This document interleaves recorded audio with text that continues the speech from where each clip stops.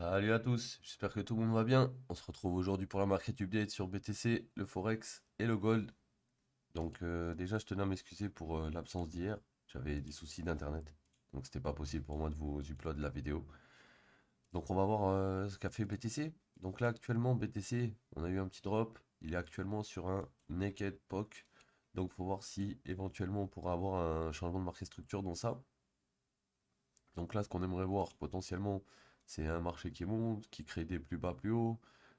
Il monte jusqu'à casser la structure et à un moment donné, on va redescendre en dessous du dernier plus bas et remonter plus haut. Donc ça, c'est l'inducement. Et on verra ensuite si quand on arrive dans cette zone, on a un mouvement bearish. Là, pour le moment, tant qu'on perd pas le NPOC, on peut penser qu'on va aller sur le daily au-dessus. Si mon daily est au bon endroit. Et mon daily est au bon endroit, donc c'est bon.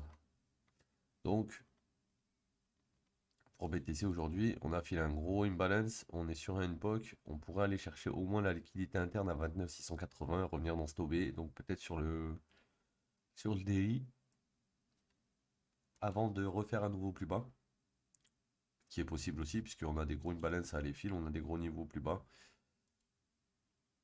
Dans un premier temps, il faudrait déjà qu'on gagne ce niveau-là, 29 520, et dès qu'on l'aura gagné, bah, le prochain il sera à 33 150. Ok? Donc pour le moment, on est baissier, d'accord? Faudrait qu'on casse ça pour repasser haussier, 29 350, selon moi. Et vu que c'est un peu loin là, je pense pas qu'on va le casser direct. Donc on verra bien exactement ce qu'il va proposer. Là, je sais qu'on est sur un niveau important, donc à voir ce qui va se passer si on vient retest deux fois ce NPOC. Là, déjà, pour moi, ici, il a été fill. Donc à partir de ce moment-là, il n'y a plus rien à jouer sur le NPOC. Il a déjà été tapé, c'est comme si vous utilisiez une bougie qui a déjà été fill, ça sert à rien. On veut jouer que le premier mouvement qui suit le first touch. Donc là, il y a une belle réaction. On redescend un peu plus bas, mais sans créer de nouveau plus bas au niveau de la mèche. Et là, on essaie de monter. Donc je te dis, dans un premier temps, il faudrait prendre 29 000 tout rond. Une fois qu'on a pris 29 000, on rentre dans l'imbalance là. Et normalement, dans cette zone, ça devrait bloquer. Si ça bloque pas dans cette zone, ça va bloquer dans celle-là. Et si ça passe au-dessus d'ici, c'est un choche, potentiellement. Donc faut voir si on arrive à gagner 29 350 dans la journée. Si c'est le cas, on pourra aller plus haut. Si c'est pas le cas, on ira sûrement plus bas. Ok les mecs, on va aller faire un tour sur l'euro. Donc l'euro, j'avais décompté 5 vagues. Donc je sais pas si ici, concrètement, c'est le bas de ma 3 et que ça c'était la 4 et que maintenant on va faire une 5 ou si on a déjà eu un 2 3 4 5 et que là on est dans le plan actuel que je vous montre. Pour moi, je pense plus qu'on est dans le plan actuel que je vous montre avec une A, une B et on va aller chercher une C vers le haut.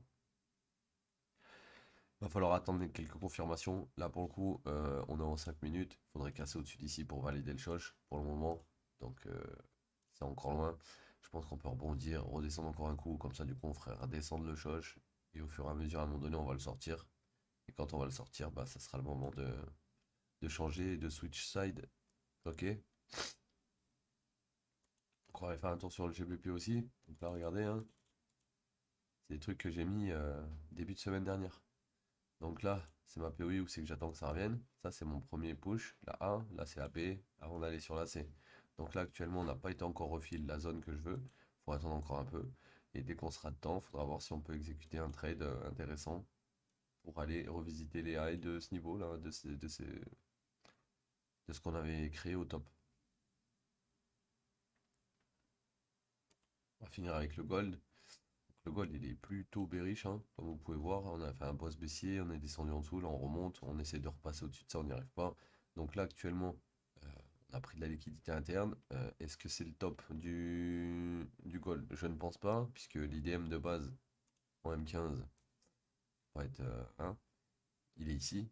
Donc pour moi, on doit aller chasser cette zone. Là, ce qui se passe, c'est qu'on revient dans une zone où c'est qu'il n'y a plus trop de liquidité à prendre. Donc ça pourrait être une zone de retournement. Petite zone de retournement ici, potentielle. D'accord? Et à voir ce que ça va faire dans cette zone. Si ça tient, on pourra remonter et chasser le high, vu qu'on a des tops égaux là, comme tu peux voir. On a de la liquidité qui s'est créée au top. Donc d'ici, si ça tient, on pourra remonter, chasser ces highs là. Ok? Là, pour le gold, c'est comme si on avait fait cette impulsion et que là on était dans ça et qu'on arrive dans le bas de l'impulsion, d'accord? On verra, enfin, on verra exactement ce qu'il nous fait à ce moment. Pour le moment, on attend de voir ce qu'il va faire vers 52, 53. Et si à 52, 53 ça tient, changement de marqué structure, on longe jusqu'à 1912. Ok les mecs, donc voilà, c'était la petite marquette update d'aujourd'hui. J'espère qu'elle vous aura aidé un petit peu.